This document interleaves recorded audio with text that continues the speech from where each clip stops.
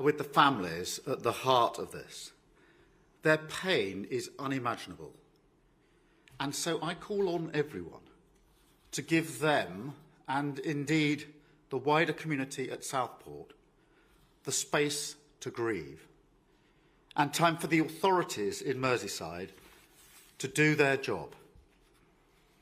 There will be a time for questions, and we will make sure that the victims and families in Southport are at the heart of that process. That's the very least that we owe these families. But we also owe them justice. So while there's a prosecution that must not be prejudiced, for them to receive the justice that they deserve, the time for answering those questions is not now. And I remind everyone that the price for a trial that is prejudiced is ultimately paid by the victims and their families who are deprived of the justice that they deserve. Let me now turn to the actions of a tiny, mindless minority in our society. Because in the aftermath of this attack, the community of Southport had to suffer twice. A gang of thugs got on trains and buses, went to a community that is not their own, a community grieving the most horrific tragedy, and then proceeded to throw bricks at police officers who just 24 hours earlier had been having to deal with an attack on children in their community. And make no mistake, whether it's in Southport, London or Hartlepool, these people are showing our country exactly who they are. Mosques targeted because they're mosques. Flares thrown at the statue of Winston Churchill. A Nazi salute at the cenotaph. And so I've just held a meeting with senior police and law enforcement leaders where we've resolved to show who we are. A country that will not allow understandable fear to curdle into division and hate in our communities, and that will not permit, under any circumstances, a breakdown in law and order on our streets. Because let's be very clear about this. It's not protest, it's not legitimate, it's crime, violent disorder, an assault on the rule of law and the execution of justice.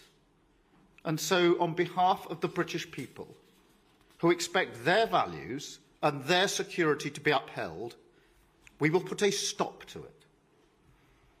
I want to thank all of the police officers across the country who have already, as they do so often, stood up to intimidation and violence in the past few days and indeed throughout the summer.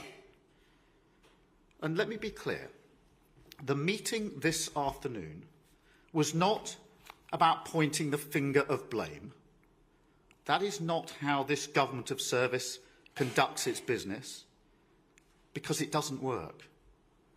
Rather, this was a meeting to pull together our response, a response both to the immediate challenge, which is clearly driven by far-right hatred, but also all violent disorder that flares up, whatever the apparent cause or motivation. We make no distinction. Crime is crime, and so to that end, I can announce today that following this meeting, we will establish a national capability across police forces to tackle violent disorder. These thugs are mobile, they move from community to community, and we must have a policing response that can do the same.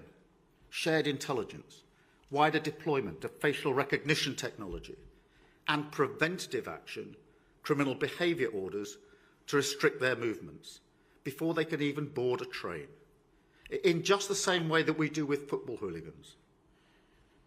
And let me also say to large social media companies and those who run them, violent disorder clearly whipped up online, that is also a crime. It's happening on your premises, and the law must be upheld everywhere.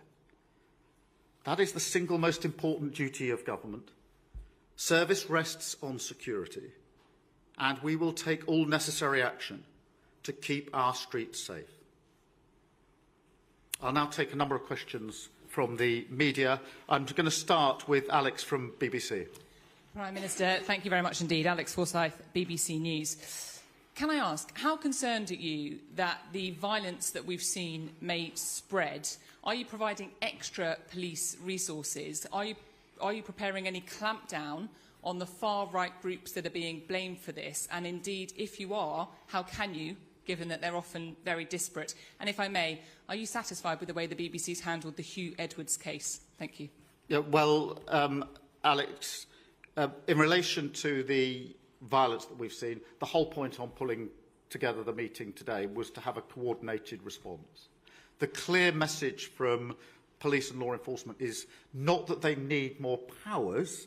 I think we have to wean ourselves off the idea that the only response is to pass more legislation every time we have a challenge in front of us. Is to use the existing powers that we've got, pulling together the intelligence, the data, making sure that that is being shared across police forces, and that as these groups sort of bounce from chief constable to chief constable around the country, we have the same response, robust response to them, and that we're clear that this is violent disorder, it's not protest, and that needs to be the starting position of the policing response to it.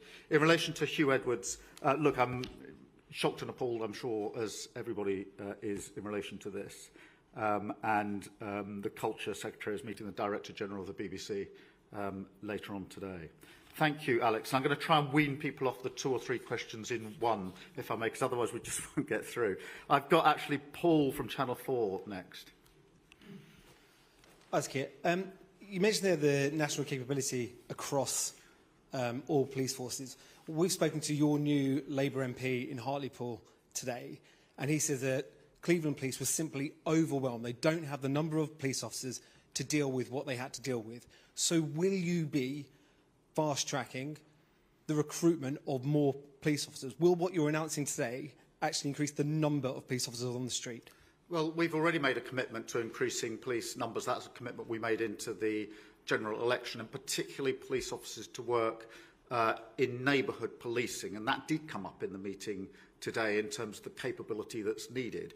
But look, Paul, to be frank, what happens in the next few weeks matters, and that isn't a question on its own of recruitment, which takes longer. It is a question of coordinating the response, making sure the capability that we've got to share intelligence, share data, have a coordinated response, and to act as quickly as possible in cases so that arrests are followed swiftly by charging.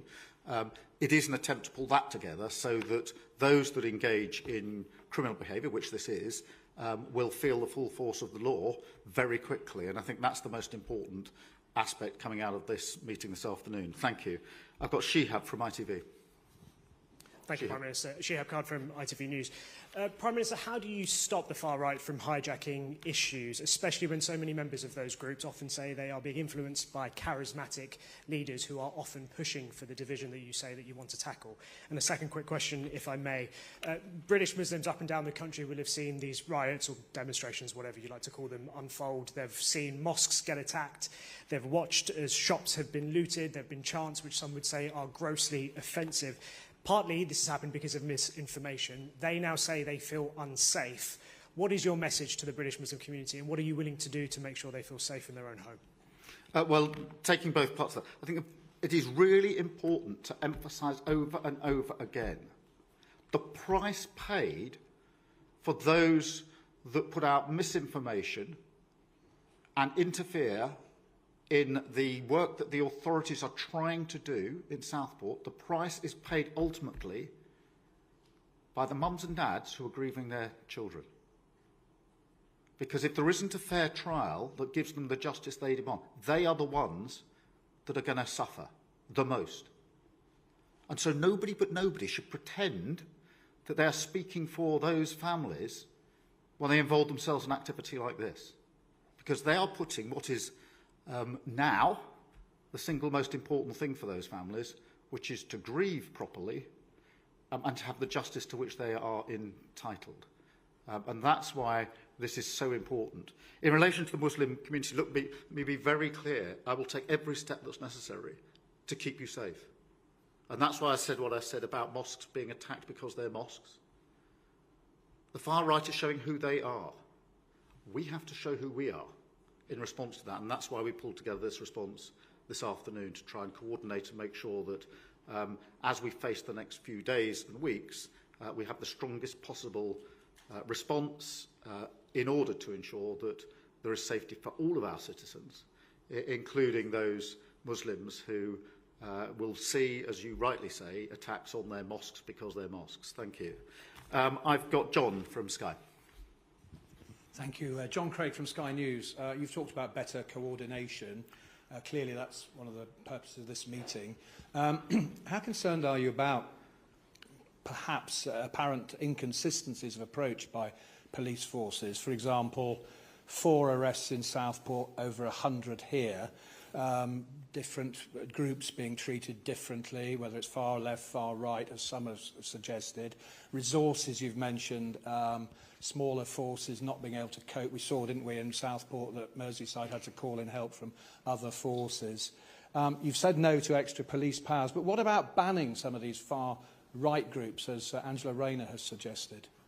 Well, look, in relation to the inconsistency, I don't think you can simply measure the number of arrests and say there's an inconsistency, because that will depend event by event. But look, yes, this afternoon was an attempt and an agreement, actually, to pull together a national response so that that consistency, that support is there, and the sharing of intelligence and data. That's not a criticism of any of the forces that are trying to deal with difficult situations as they arise on their patch. But it is to give them the support that they need more quickly so that they can react more robustly.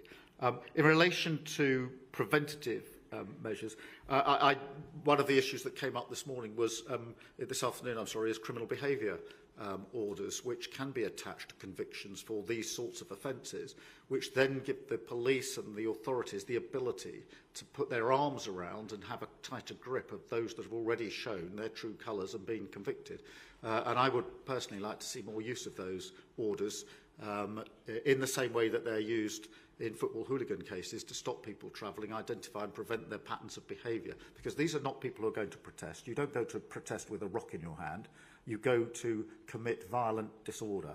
And we need to be really clear about that. And I think those orders would help us in the preventative space. Thank you very much. I've got Jason from the Mail. Thanks, PM. Do you welcome the decision to name the suspect in this case, apparently taken to end some of the disinformation? And this is a pretty unusual summit for August. People are going on holiday now. Are you worried about we could be facing a sort of summer of riots? Well, firstly, on the naming of the individual, that's a matter, obviously, for the court. A decision's been taken today, so that is now in the public domain. I won't say more about that, because the purpose of the rules in relation to the information that's available is to ensure there can be a fair trial, and my starting point on that is very much the victims and their families, because and I have seen this in other cases, the price for a trial that goes wrong is paid by the family and friends and victims of crime. In this case, I can't imagine the added pain that would be piled on in this case if there was anything that got in the way of the trial of this particular issue. Look, in relation to what happens over the next few weeks and months, it is obvious to me, and I think obvious to anybody looking in, that so far as the far right is concerned, this is coordinated, this is deliberate, this is not a protest that has got out of hand. It is a group of individuals who are absolutely bent on violence. And that's why it's important, I think, to pull together the senior police and law enforcement leaders, as we did today, to ensure that that is met with the most robust response in the coming days and weeks. I've got Aubrey from The Times. Thank you, Prime Minister. You said that violent disorder is being whipped up online. What are you going to do to combat that spread of disinformation? Are you going to haul in social media companies? Could you restart the rapid rebuttal unit in Whitehall? And what is your message to Nigel Farage, who obviously asked this week whether the truth is being withheld? Do you think that was responsible for anything? In relation to the platform providers, some of it isn't as complicated as it may at first seem. So inciting violence online is a criminal offence. And that is not a matter of free speech. It is a criminal offence. Clearly, in relation to platform providers, there's a balance to be struck. Social media platform providers, it's an amazing opportunity that we all enjoy as a country, that is very important to us, that these platforms are there to be used for the great opportunities that they provide. There is also a responsibility that goes with it. That's a space for a mature conversation to take place. In relation to the comments of others, look, I'm not going to stand here and cast judgment on what others are saying. I know what I'm saying, and I know why I'm saying it very, very clearly, which is my focus, whenever I'm confronted with any questions about this, is on the families and victims of those, particularly in Southport, who were so affected by this. I would also add the police officers. I had the privilege of going up the day after this incident to speak to the police officers who had to deal in responding, the first responders to this. Remarkably but unsurprisingly, they were back on duty. I was able to thank them for what they had done, but I'm not going to pretend to you that they weren't affected by what they had to witness, what they'd had to deal with. They said to me, as they always do, I was simply doing my job, and of course they were. But doing your job, you know, there's no way what happened to them or what they had to endure, had to respond to, was anything other than extraordinarily challenging. And I think that if we all start with a clear focus on the victims, their families, and the police officers who had to respond to this horrific attack, that will be a good template or framework for the discussion of all of these matters. I've got Rowena from The Guardian. Rowena Mason from The Guardian. Nigel Farage is the leader of Reform. He did very well, obviously, in the election, and he's been accused of spreading conspiracy theories about the Southport tragedy and his response to it. Is it enough to say that you just won't comment on what he's said, given that some people, including a former police chief, have linked his comments to the violence that broke out in the riots? Look, I'm not going to run a sort of running commentary on the motives of other people. What I am saying is my focus is on the families, the victims who are at the heart of this, and I think that that should be the focus for everybody.